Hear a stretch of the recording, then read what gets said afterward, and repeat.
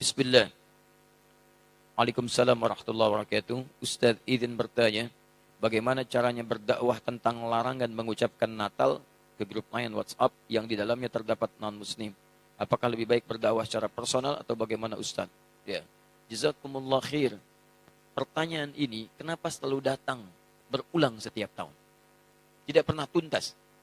Padahal ketentuannya sudah diketahui dengan jelas, aturannya juga sudah dipahami dengan baik. Dan ini sudah selesai sebetulnya masalah ini. Sudah selesai, tinggal kita hanya perlu penegasan saja dan meyakinkan pada diri kita dengan keimanan. Baik, pertama teman-teman sekalian, jelas bahwa hukum mengucapkan ucapan selamat, ingat baik-baik, mengucapkan ucapan selamat pada agama lain, di luar keyakinan kita, dalam keimanan kita sebagai muslim, itu tidak diperkenankan.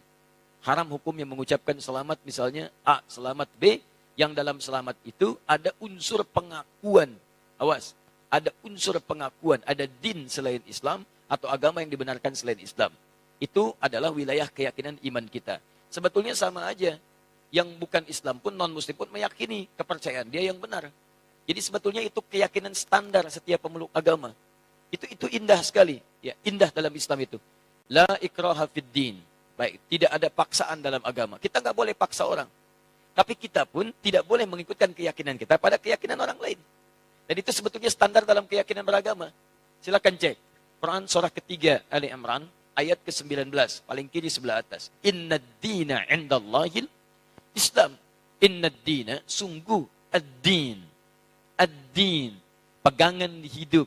Hal yang mendekatkan pada Allah. Din yang dipahami dengan agama itu, kata Allah, nggak ada yang lain di sisi Allah kecuali Islam. Di Allah sudah mengatakan, lihat, yang saya ridhai, yang saya tetapkan hanya Islam, tidak ada yang lain. Bahkan kalimatnya menggunakan inda, indallahi.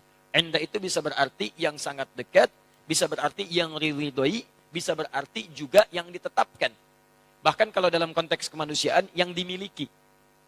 Misal, ana indik qalam. Ini punya saya. Yang lain bukan punya saya. Kata Allah, inna dina indallahil Islam. Yang saya tetapkan itu Islam, yang lain enggak saya tetapkan. Bahkan kalau antum buka lagi sampai ayat 85-nya, nanti antum akan temukan wa may yabtaghi ghairal islami dina falan yuqbala minhu. Pakai lan. Siapa yang mencari selain Islam, mengakui selain Islam, menetapkan selain Islam, kata Allah, enggak akan saya terima. Dan kalimat tidak menerimanya menggunakan lan. Ada lan, ada la, itu beda. Kalau la, itu harfu nafyin, menafikan sesuatu. Tapi juga hati-hati. Tapi juga penafian ini bisa dua jenis. Penafian mutlak atau yang kedua penafian saat itu tapi dunal istiqbal. Tanpa yang akan datang. Saat ini saja. Contoh penafian mutlak dalam kalimat asyhadu an la ilaha illallah. Saya mengakui tidak ada Tuhan kecuali Allah. Ketika la-nya menafikan mutlak. Ketika menggunakan alif lam la ilaha, ketika menggunakan illa isbat. Isbat itu menetapkan yang satu, menafikan secara mutlak yang lainnya. Dia katakan asyhadu an la ilaha, saya mengakui, menyaksikan tidak ada Tuhan sama sekali, mutlak. Tolak. Illa tetapkan, kecuali Allah, hanya Allah saja. Yang lain ditolak secara mutlak, hanya Allah yang kita tetapkan. Makanya ketika antum bersyahadat mengatakan asyhadu an la ilaha illallah, maka antum hanya menetapkan Allah saja dengan segala hukum yang telah Allah tetapkan dan menolak yang lainnya yang tidak Allah akui. Sekarang Allah tetapkan agama, din yang saya tetapkan hanya Islam saja. Yang lain saya tolak. Dan penolakannya menggunakan lan. Perhatikan, pengakuannya menggunakan la illa, penolakannya menggunakan lan. Dalam ilmu nahwu, gramatikal bahasa Arab, lan itu harfu nafyin wa nasbin wastiqbalin. Harfu nafyin, huruf yang menafikan, tolak. Nasbin, menasabkan, kuat penolakannya. Wastiqbalin, sampai kapanpun. Masa kapanpun. Mau sekarang, mau alam kubur, sampai mau kiamat. Perhatikan cara menerjemahkan ayat itu. Wa may yabtaghi ghairal islami dina. Siapa yang mencari din, keyakinan, agama, kepercayaan, ghairal Islam, selain Islam, falan yuqbala minhu. Saya enggak akan pernah terima. Sejak dia di dunia, sampai di alam kubur, sampai di akhirat nanti. Saya enggak akan akui, kata Allah. Paham ya? Jadi ini wilayah keyakinan. Jadi dalam Islam kita punya keyakinan yang paling benar Islam. Makanya kita bersyahadat memutuskan masuk Islam. non-muslim, dia punya keyakinan. Yang benar menurut dia adalah kepercayaan dia. Makanya dia memutuskan mengambil keyakinan dia. Jadi wajar kalau kita mengatakan misalnya, maaf, ini Islam yang paling benar. Sebagai muslim wajar. Aneh kalau ada yang mengatakan, katanya yakin Islam yang benar. Tapi mengakui ada yang lain selain Islam. Itu aneh. Makanya dalam teori ini tidak berlaku teman-teman sekalian. Tidak berlaku hukum pluralisme. Gak berlaku. Pluralisme itu pemikiran yang aneh. Ya, semua agama benar. Mengantarkan kemudian kepada Tuhan yang sama, cuma caranya beda-beda. Jadi dari semua yang benar itu, mana yang paling benar? Silakan cek. Kalau semua agama benar, ngapain antum masuk Islam? Ngapain antum memeluk ini? Artinya Anda meyakini dari semua yang ada itu, Anda memutuskan ini yang paling benar. Makanya para pemikir kita sekarang mengatakan, pluralisme agama itu bagian dari agama baru. Jadi gado-gado dikumpulkan semuanya, jadi kepercayaan baru. Hati-hati. Dan saya katakan, pluralisme itu kemusyrikan kontemporer. Awas hati-hati, kemusyrikan kontemporer. Jangan terjebak pada persoalan-persoalan yang demikian, itu mesti hati-hati. Nah, sekarang saya masuk pada inti jawabannya. Saya lambatkan ya. Saya mohon maaf karena kalau mengurai terlampau agak cepat karena waktu kita sangat terbatas. Sekarang saya runtutkan supaya runut bahasan kita. 1. Sebagai seorang muslim, kita meyakini bahwa hanya Islam yang benar. Seperti non-muslim meyakini kepercayaan dia yang paling benar. Itu urusan masing-masing. Tapi kita sebagai muslim meyakini bahwa Islam yang benar. Baik, hati-hati pelan-pelan. Dan keyakinan kita ini bukan hanya dikuatkan oleh ayat-ayat Al-Quran, tapi juga dijamin oleh undang-undang. Jadi kalau kita mengatakan hanya Islam yang benar, menurut kepercayaan kita, itu undang-undang menjamin itu. Apa kemudian pasalnya? 1, dasarnya Pancasila. Sila yang pertama, ketuhanan yang Maha Esa. Nah, dalam memahami ketuhanan yang Maha Esa ini, maka rumusannya lihat di Undang-Undang Dasarnya. Pasal 29, ayat 1. Negara berdasar atas ketuhanan yang Maha Esa. Jadi konsep bernegara kita itu didasarkan pada ketuhanan yang Maha Esa. Jadi kalau kita meyakini hanya Allah Tuhan yang Maha Esa, maka keyakinan kita dijamin oleh undang-undang. Dalam menjalankan keyakinan ini, diatur di pasal keduanya, di pasal 29 ayat keduanya. Dia dalam memahami pasal 29 ayat 1, terjemahannya adalah, cara memahaminya pasal 29 ayat 2. Negara menjamin kemerdekaan tiap-tiap penduduk untuk memeluk agamanya masing-masing dan beribadah menurut agama dan kepercayaannya itu. Jadi kalau kita beribadah dalam ketentuan Islam, ibadah pertama kita kan tauhid. Ibadah pertama kita syahadat. Karena itu syahadat menempati rukun pertama dalam ibadah, dalam Islam. Inna dina indallahil Islam. Tidak ada agama yang diridhai Allah kecuali Islam. Kita masuk Islam. Ketika akan masuk Islam dan mengamalkan ibadah dalam Islam, di hadis Muslim, nomor hadis yang ke-8. Lihat dalam muqaddimah jilid pertama, teman-teman, di Sahih Muslim, nomor hadis nomor 8 paling kiri sebelah atas. Ada hadis disampaikan dari sahabat Nabi Umar bin Khattab radhiyallahu taala anhu. Di Al-Arba'in nomor hadis yang kedua. Ketika Nabi Muhammad ditanya tentang Islam oleh malaikat Jibril, mal Islam? Apa itu esensi Islam? Apa itu ibadah dalam Islam? Apa pokok dalam Islam? Kata Nabi, jawaban pertama, antashhada an la ilaha illallah wa anna Muhammad Rasulullah. Kamu harus menetapkan, bersaksi, berkomitmen bahwa tidak ada Tuhan selain Allah. Yang layak disembah hanya Allah saja.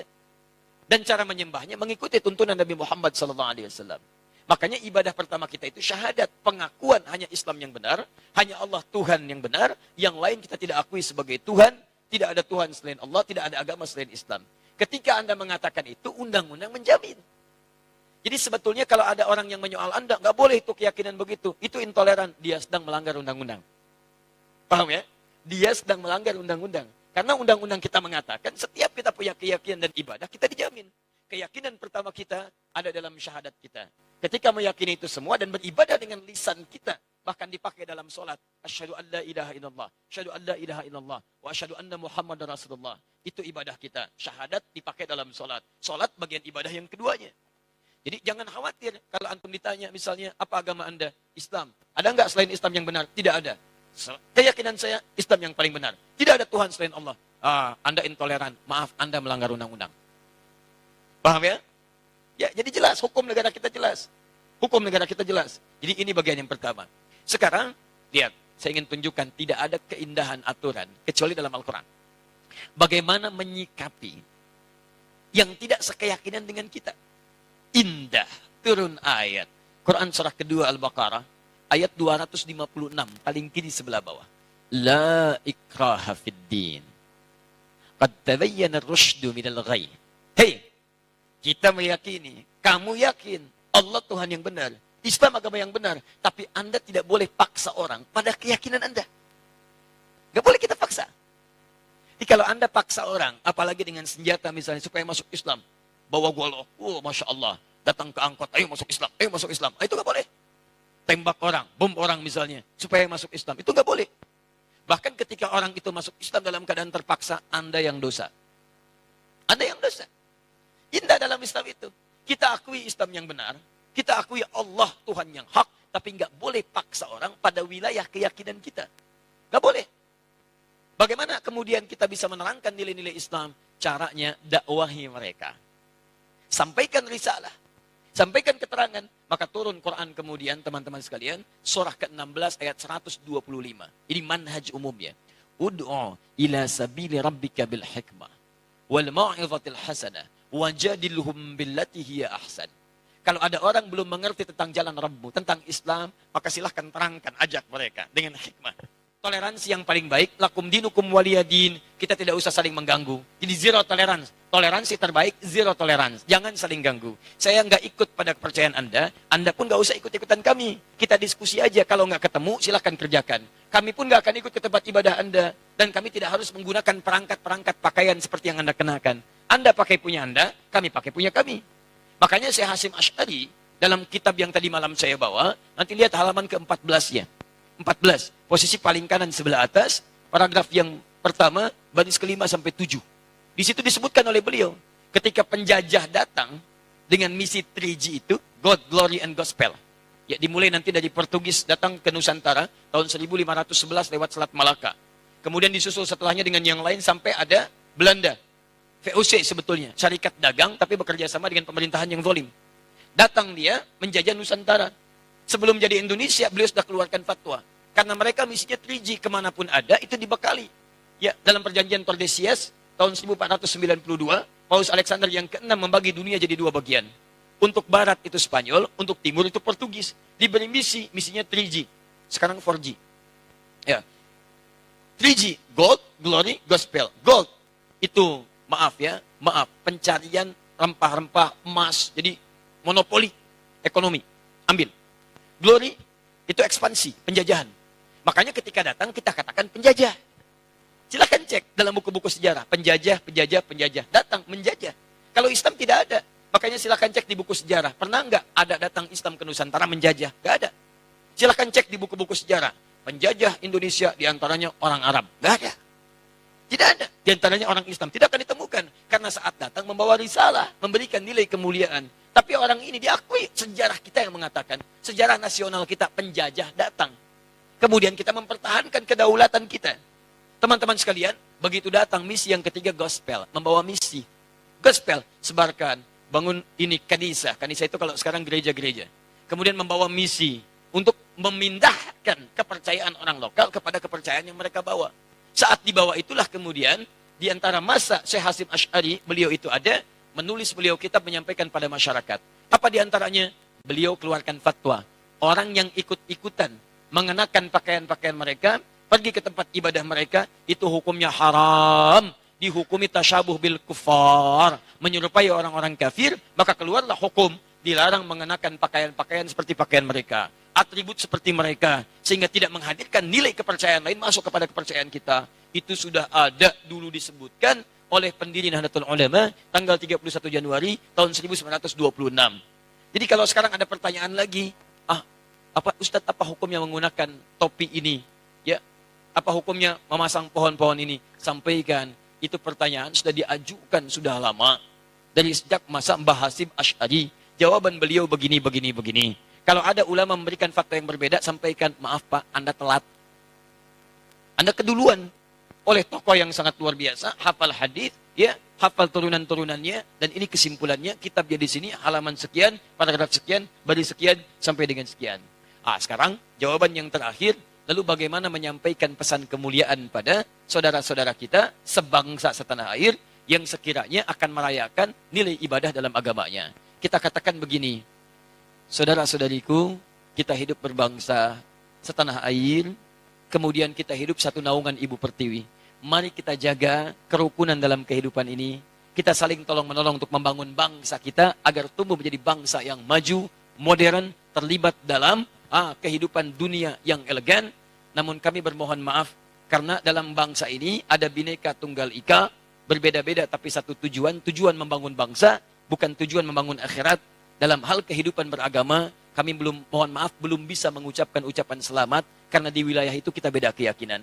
Dan ini dijamin oleh undang-undang, tapi mohon maaf sebesar-besarnya, ketidakmampuan kami mengucapkan selamat bukan berarti hubungan kebangsaan kita pun harus kemudian menjadi, tumbuh sifat negatif, tumbuh sifat saling membenci. Tidak, ini bagian ranah keyakinan kita saja, yang dengan itu kita saling menghormati. Jadi Anda yang berkeyakinan, dengan keyakinan Anda, silahkan. Kami tidak ikut-ikutan untuk itu. Kami mohon maaf tidak bisa mengucapkan selamat. Tapi kami menyayangi Anda. Kita bahu-membahu membangun bangsa. Dan bila pun ada urusan-urusan kehidupan yang bisa kami bantu, bukan urusan ibadah, maka kita mari terlibat sama-sama dalam keindahan membangun bangsa ini. Selesai. Kuat. Dan gak usah malu. Dan tolong, apakah ada non-muslim memaksa kita untuk mengatakan selamat? Tidak. Ini agak aneh memang. Non-muslimnya aja nggak nuntut. Kenapa muslimnya rame? Jelas ya? Yang bikin rame kan orang-orang kita juga. Dan kita itu siapa mereka? Orang-orang penyakit ada hatinya. Itu yang bikin rame. Silahkan lihat tuh. Yang ribut mengucapkan masalah itu bukan non-muslim. Non-muslimnya biasa-biasa aja. Itu yang orang-orang ada penyakit di hatinya. Dan sebetulnya itu tantangan terberat kita. Itu yang paling berat. Ya. Termasuk maaf itu. Dakwah-dakwah kita Al-Quran dan Sunnah juga terganggu dengan orang-orang kita sendiri. Orang lain itu diam aja, kelihatannya nggak ada masalah. Orang-orang kita aja. Begitu, saya pernah kemarin menyampaikan uraian, saya uraikan dari awal sampai akhir, dari akar sampai ke pucuk, sampai ke buahnya. Tiba-tiba video kami dipotong. Ustaz Adi menyampaikan yang tidak mengikuti maulid kafir. Tidak mengikuti maulid kafir. Masya Allah. Ribut satu desa di Kuningan. Gara-gara potongan itu. Itu kebiasaannya mirip-mirip tuh yang kemarin. Potong video, tampilkan di YouTube, terus diserang oleh banyak orang. Saya kemudian lihat ini siapa sebetulnya. Polanya itu begitu.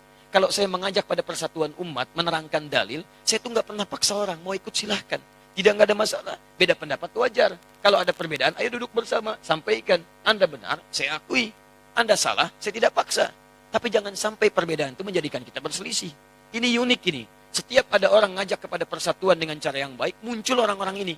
Saya jadi bingung orang-orang ini siapa sebetulnya. Silahkan cek siapa sebetulnya itu. Dan tagline-nya ngajak dakwah Quran Sunnah. Itu bukan Quran Sunnah itu. Kalau disebut Wahabi, bukan. Saya tinggal di negara Wahabi. Ya, nggak seperti itu juga. Saya pernah tinggal di Mekah, saya kunjungi Madinah, kemarin saya datang, biasa saja. Kita normal-normal aja. Ini orang-orang ini siapa sebetulnya ini? Begitu muncul, rame, serang sana, serang sini. Coba antum perhatikan. Setiap ada momentum kita akan mendekat pada persatuan, pasti muncul orang-orang itu. Dengan channel-channelnya itu. Ya, silahkan cek. Ya. Tapi kita doakan, jangan juga mencela. Kalau mencela, sama saja kita dengan mereka.